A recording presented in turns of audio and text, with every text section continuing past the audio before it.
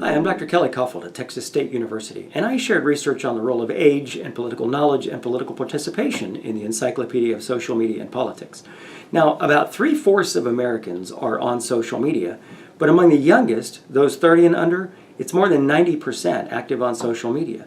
Among the oldest Americans, those 65 and above, it's about half, 49%. But the oldest Americans, those 65 and above, the ones from the greatest generation, they're 3 times more likely to follow news online than the youngest adults. So even though young people are more likely to be online and to be active in social media, the oldest Americans are much, much more likely to follow news online and, in fact, to share news through social media.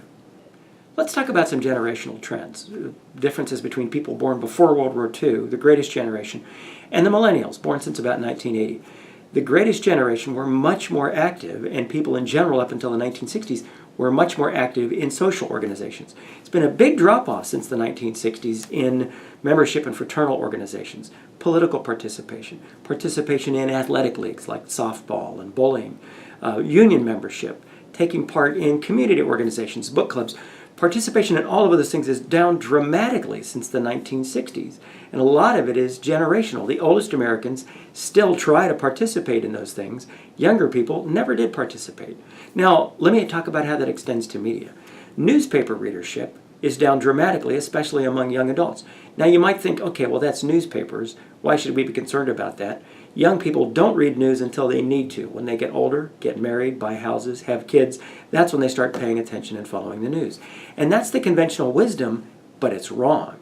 Research shows from Pew and others that in the 1960s, young adults read newspapers at about the same rate as people 65 and over.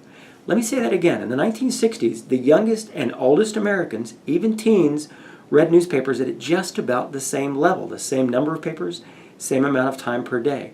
Now, older Americans are 4 times more likely to read the newspaper than the youngest adults. And the youngest adults aren't picking up those habits as they age and take on more responsibility. And there's a long, really well-known relationship between reading news, especially in the newspaper, and being civically engaged and participating politically. Here's how it works. The best informed people, traditionally it was newspaper readers, print newspaper readers, they'd be more civically engaged. They'd be more likely to talk with their neighbors about politics, to discuss issues. That participation, getting out, meeting neighbors, talking politics, made all of them more likely to participate, to vote, volunteer for a campaign, donate to a campaign, maybe even run for office themselves. So there was this long-established link between newspaper readership, civic engagement, talking with your neighbors, political participation, actually going out and taking part of the process. There is a lot of new evidence that shows other kinds of news consumption online contribute to that same relationship. So if you get news online in some fashion, you're more likely to be civically engaged, talk with neighbors, participate politically. That same pattern holds. Newspapers are kind of the gold standard, but there is a place for new media, including social media.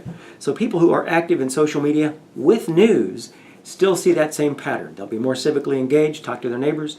They'll be more active politically. They'll be more likely to vote and participate in other ways in campaigns. So where does social media fit in? Again, there's some evidence that following news in social media contributes to this process.